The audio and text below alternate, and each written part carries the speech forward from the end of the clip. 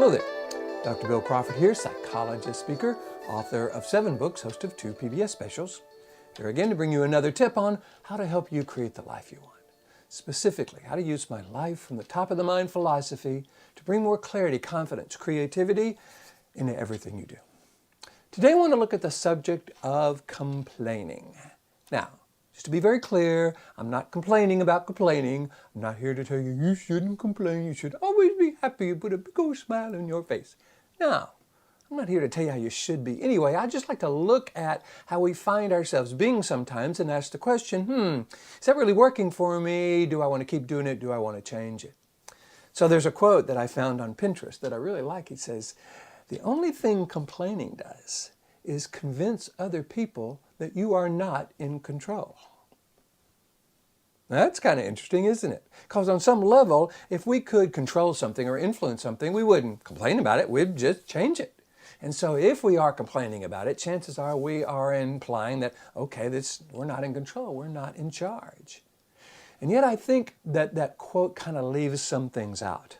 Because for those of you who follow my life from the top of the mind philosophy, you know that whatever we say, whatever we think, actually influences what part of the brain we're coming from, influences the chemical makeup of our body. And when we complain, we only complain about things that we don't like, things that are negative. Remember, this middle part of the brain, the limbic system, has a tendency to interpret anything as negative as dangerous and throws us into the lower brain, the brainstem, that is designed to help us deal with danger. But we're really not in a dangerous situation when we're complaining, we're just a situation about something we don't like, and yet that middle brain interprets it as danger, throws us into the brainstem. We find ourselves reacting, we trigger adrenaline, noradrenaline, cortisol, the stress hormones, and really it doesn't serve us very much, I don't think. Plus, there's always 2 questions I love to ask whenever I find myself doing something and I want to get really clear, is this really working for me? Does it serve me? One of the questions is this the way I want to be defined? Do I want to define myself as a complainer? And number 2, would I teach or recommend this way of being to someone I love? I don't think we really want to define ourselves as complainers. We don't have to feel bad about it, but it's not how we want to be defined. And would we really recommend that to someone we love?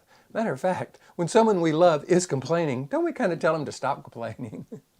So what I think we might want to do is ask ourselves the question, okay, do I really want to convince others that I'm not in control? Do I really want to give my limbic system, this middle brain, kind of a reason to throw me into that lower brain and trigger stress chemicals? Is that serving me in any way? Is the complaining really worth that? And if not, maybe look at how we want to be instead. How do I want to define myself? What would I teach to someone I love? So if there's a particular situation I don't like, but I really can't change, traffic or the weather or something like that, okay, rather than complain about it, I might go, okay, good information, given that's how it is, how do I want to think about it? What do I want to feel about it? What would I recommend to someone I love? How do I want to be defined with respect to those kind of situations?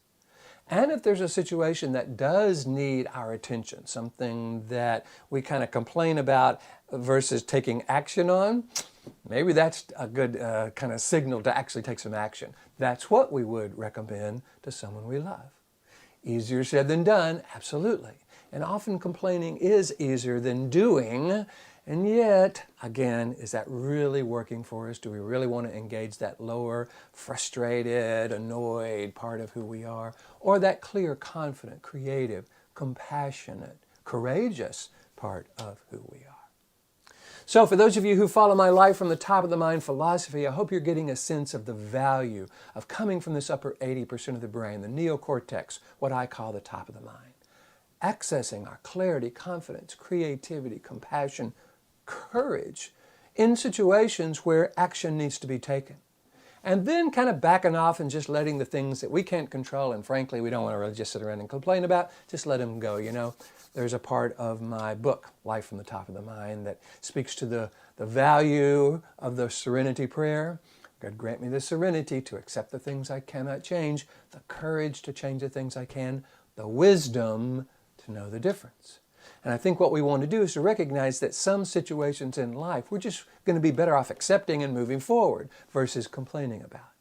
certain situations that do require our action, we want to have the courage to change the things we can versus just complain about. The wisdom to know the difference comes from this upper 80% of the brain. What about this situation will it take serenity for me to accept? And what about this situation will it take courage for me to change?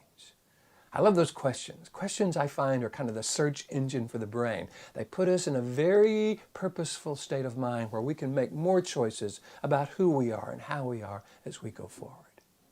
I hope you're liking these videos. I'm having a great time bringing them to you. If so, please hit the like button. You know how YouTube and Facebook and Pinterest, all these folks love it when you like it. Follow me on LinkedIn and YouTube. Friend me on Facebook if you want. I'm on the social media and I try to post one of these each week. So I hope you're finding it valuable. Share it with your friends if you like. And in the meantime, here's to you, bringing more clarity, confidence, creativity into everything you do.